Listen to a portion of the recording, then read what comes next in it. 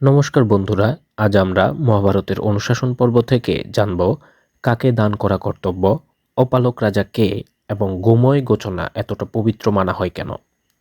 যুধিষ্ঠির মহামতি ভীষ্মকে প্রশ্ন করলে ভীষ্ম বলেন, যে ব্রাহ্মণ দান নিজে চেয়ে নেন তাকে দান করার চেয়ে যিনি কখনো দান ভিক্ষা করেন না তাকে দান করা শ্রেয়। কারণ যাচকরা দস্যুর মতো দাতাকে উদ্বিগ্ন করে।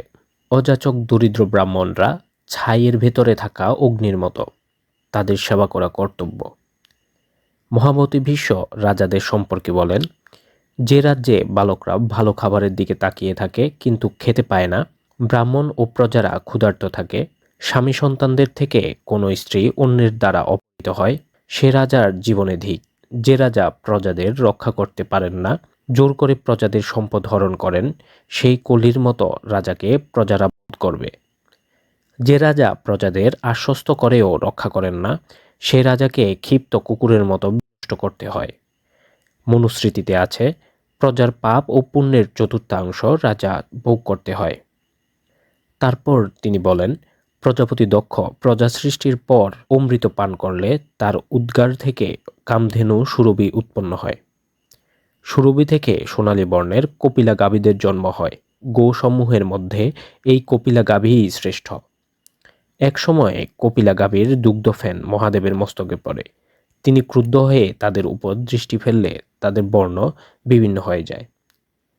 একদিন লক্ষ্মীদেবী সুন্দর বেশে গাভীদের কাছে এলে গাভীরা জিজ্ঞেস করে, হে দেবী, তুমি কে? দেবী বলেন, আমি শ্রী। আমি দৈত্যদের ত্যাগ করেছি, তাই তারা বিনষ্ট হয়েছে, আর আমারই কারণে দেবতারা সুখ ভোগ করছে। হে গগন, আমি তোমাদের দেহে নিত্য বাস করতে চাই, তোমরাও শ্রীযুক্তা হও।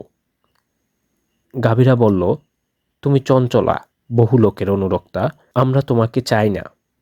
তখন লক্ষ্মী বলেন, মানুষ, দেবতা, দানব, গন্ধর্বরা অনেক তপস্যা দ্বারা আমার সেবা করেন, কেউ আমার অপমান করেন না। তোমরা প্রত্যাখ্যান করলে সবাই আমাকে অবজ্ঞা করবে।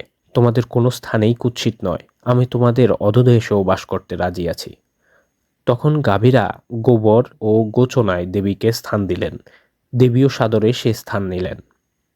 গোবর গোচনায় শ্রীদেবীর অবস্থান হওয়ায় এগুলো সনাতন ধর্মে এত গুরুত্বপূর্ণ মানা হয়। ধন্যবাদ বন্ধুরা, আমাদের কন্টেন্ট যদি আপনাদের ভালো লাগে সাবস্ক্রাইব করে পাশে থাকুন।